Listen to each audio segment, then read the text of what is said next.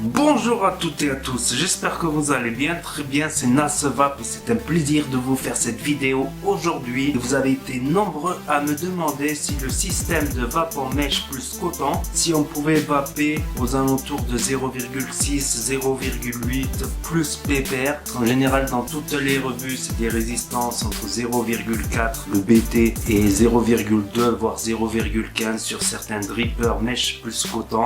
Vous me l'avez demandé et je l'ai fait. Donc là vous pouvez voir que je suis à 0,66. Bon, hier ça m'indiquait 0,7. Bon, mieux vaut tard que jamais quoi. Et à 0,66 à 60 watts, la moitié des airflow, ça déboîte. Au niveau saveur c'est encore meilleur. Et merci de m'avoir demandé ça quoi, parce que moi ça me suffisait entre 0,2 et 0,4, c'était pas mal, rien que par rapport à la densité de la vape. Mais là, tout de suite à 0,66, les saveurs elles ont explosé, incroyable. Ça y est, j'ai trouvé mon Graal. Je ne dénigre pas non plus les coils, parce que les coils c'est différent, c'est des vapes différentes et c'est beaucoup plus polyvalent selon ce qu'on souhaite, saveur, densité, vapeur. Alors que ça, le mèche, ça restera toujours une vape en mèche. Il y a plusieurs types de mèche, mèche 316, 500, mèche 200, mèche 300, mèche 100 en nichrome, mèche en Cantal que j'ai pas encore essayé le Cantal. Et là, je suis arrivé à faire 0,66 avec du mèche et c'est encore meilleur niveau saveur, c'est hallucinant. Et ça conserve cette densité de vapeur, ce côté onctueux de la vape douce et avec un énorme volume. Mettez un pouce bleu et abonnez-vous si vous voulez que je vous montre comment j'ai réussi à faire une résistance en 0,66 ohms sur du mèche. Allez, on passe en plan serré. Voilà le Vendy Vape Mèche que j'ai réussi à lui mettre 0,7 ohms dedans. 0,7, vous ne rêvez pas, avec ce mèche là. Donc en comparaison, un mèche quasiment identique, vous voyez. On va le comparer au mèche qui était fourni avec le mèche RDA comme ça dans la boîte que j'avais fait dans ma revue test justement. On va comparer pratiquement la même longueur, donc c'est une bonne longueur. Et en taille moins de la moitié. Et ça c'est du mèche 500 aussi. Celui-là ça doit être du mèche 200 il me semble. Il est beaucoup plus épais quoi. Et celui-là, il est beaucoup plus fin, beaucoup plus doux, quoi. Même si je coupais ici, voilà, en mettant toute cette bande-là, j'avais eu entre 0,15 et 0,20. Donc, vous voyez une sorte de demi-diamètre. Plus ce demi-diamètre est petit, plus on va se rapprocher du 0,1. Plus il est long, plus on va se rapprocher du 0,2 avec ce mèche-là. Tout en évitant d'aller toucher le drip tip aussi avec le haut du mèche. Généralement, ce que je fais, c'est que je l'arrondis sur les côtés, comme ceci. En même temps, ça permet d'éviter des points chauds sur les côtés. Même en le coupant comme ceci, je pense qu'on peut, si on coupe la moitié, on peut arriver à 0,3. Et là, avec ce mèche 500, j'ai doublé. Mèche 500, plus on se rapproche du mèche 100, plus on aura des résistances vers les 0,0001 ohm. Plus on va vers le mèche 500, mèche 400, mèche 500. Donc, en fait, ce que j'ai compris, moi, c'est que la largeur, là, ça correspond au coil, à la grosseur du coil et aussi son épaisseur. Évidemment, vous voyez bien que celui-là il est rigide et celui-là il est tout mou, celui-là. Sa longueur, ça correspond au nombre de spires, on va dire. Plus on met un spire dans un coil, plus il va se rapprocher de 1 ohm. Moins on met de spires, plus il va se rapprocher de 0,1 ohm. Donc voilà, là nous avons un mèche en 0,15 en mèche 200 SS et là nous avons en 0,7. Donc voilà, c'est le même que j'ai monté là-dessus. C'est à peu près le même diamètre. Bon, il s'enfonce un peu, bien sûr, dans le deck en postless. Voilà, j'ai retiré le coil que j'avais installé pour vous montrer que c'est la même longueur environ.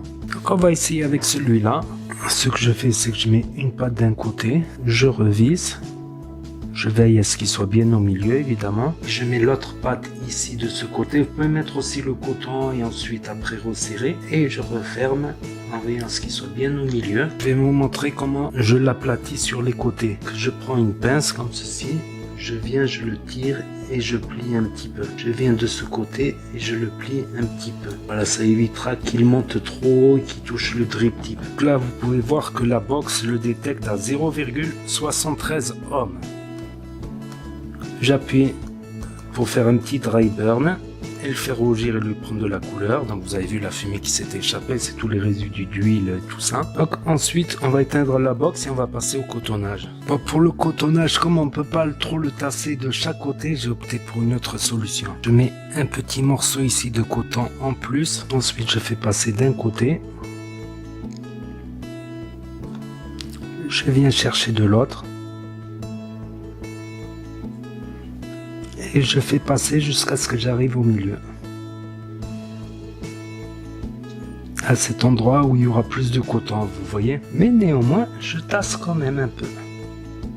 Surtout sur les côtés ici, là. Je tiens de l'autre côté.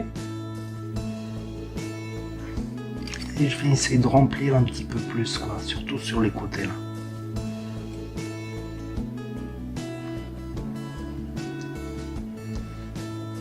Ensuite, je viens couper l'excédent de chaque côté. Et ensuite, je viens passer à l'étape du juice. On va mettre du jus. On va bien imbiber le coton. Et je vais venir tenter de le tasser un peu encore.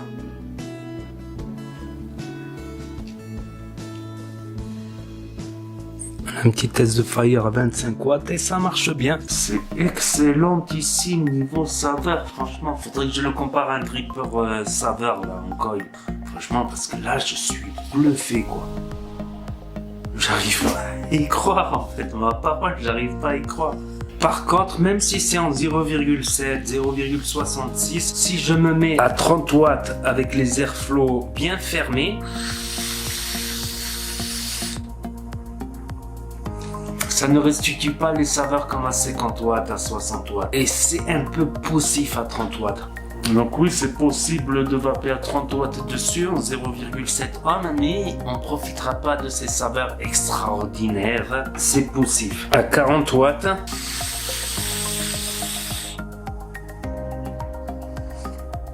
pareil, à 40 watts, je ne ressens pas les saveurs et c'est poussif quoi. À 50 watts, airflow à moitié ouvert.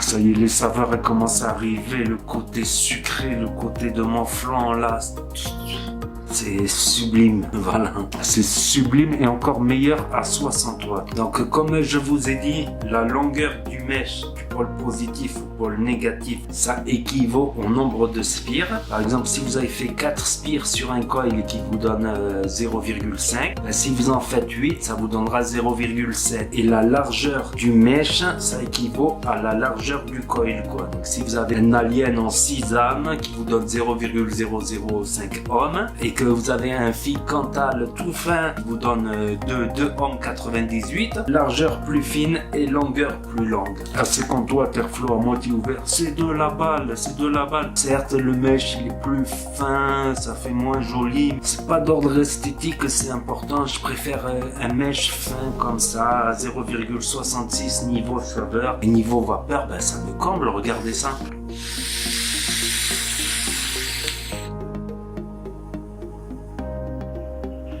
Je suis à 50 watts, on dirait que je suis à 120 watts. Et avec une douceur en gorge, une densité de vapeur, c'est extraordinaire quoi. Donc, point positif, pourquoi j'aime ce montage en 0,66 ou 0,70, c'est qu'il me permettra de mettre mon Vandy Vape Mesh sur un BF simple AQ à 50 watts. Ça sera parfaitement nickel.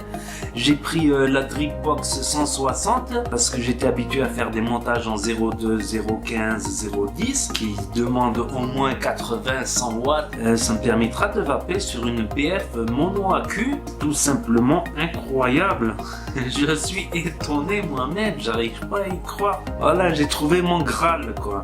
Après moult recherches, je me rappelle mon premier vapéro avec MD Pompon dont j'ai fait la vidéo. J'ai découvert le BT grâce à un ami. Du coup, j'ai cherché un BT d'occasion alors qu'il était en rupture de stock. Comme un dingue, j'ai cherché, j'en ai trouvé un pas cher. Ensuite, je suis passé au RDA, qui est un niveau serveur un peu plus au-dessus que le RDTA BT. Et ensuite, là, j'ai cherché le mesh, j'ai trouvé ma vape. Je vous le dis d'avance, j'ai trouvé ma vape. Voilà, je vais après sur d'autres choses parce qu'il faut que je teste d'autres choses en tant que reviewer. Je testerai d'autres choses. Il y a des belles choses aussi en coil, en résistance toute prête. Il y a des belles surprises très pratiques. Mais j'ai une préférence pour le mesh. Voilà, tout simplement. Des gourmands d'été, des fruités frais, des fruités. J'aime tout. J'aime tout dans la vape tant que c'est sucré.